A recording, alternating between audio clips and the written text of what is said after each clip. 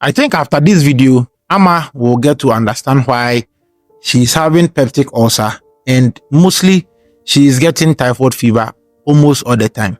And Akosi to understand why he's having ulcer, which he is taking medications for, and he has been getting typhoid fever infections and he doesn't understand. Now, let all of us sit down and listen to this. 1. When someone has peptic ulcer or stomach ulcer, as we normally call it, there is most of the time an implication of an organism known as H. pylori. So most of the time, your doctor will tell you, go and do a stool antigen test. It will come and say, oh yeah, you're having H. pylori.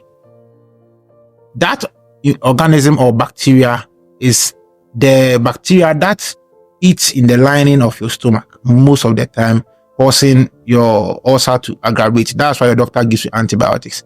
Now here is the catch. Now, when you're having peptic ulcer or stomach ulcer, you are on certain medications. An example is the antacid you are taking and the PPIs. Example, omeprazole or esomeprazole. And you know this agent. When you take these antacids and omeprazole and esomeprazole, what they do is that, 1, they reduce the acid production into your stomach, and also they neutralizes the acid in your stomach. When this happens, your stomach acidity is reduced, and when you see, if you are infected with Salmonella typhi, that's the bacteria that causes typhoid, the organism can now stay much longer in your stomach because there's no acid there to make the place uncomfortable. Now, that organism or bacteria has become ogoro in your stomach, and the organism can thrive there for a very long time before it moves into your intestines. Then you say you're having typhoid infection.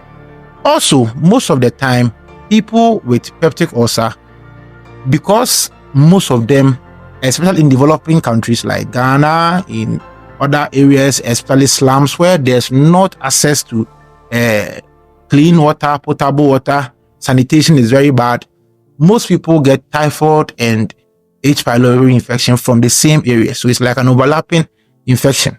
That's one of the reasons why people with peptic ulcer normally are having typhoid infection. It's not because of anything.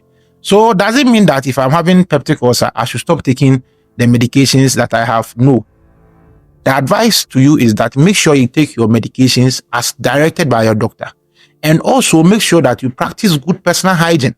You drink potable water, you drink water which is distilled, you eat from clean sources, you don't eat anyhow. You make sure you practice personal hygiene as an individual so that you don't contract typhoid. Because when you contract typhoid in an active peptic ulcer stage or a chronic peptic ulcer stage, it becomes very fast for it to spread.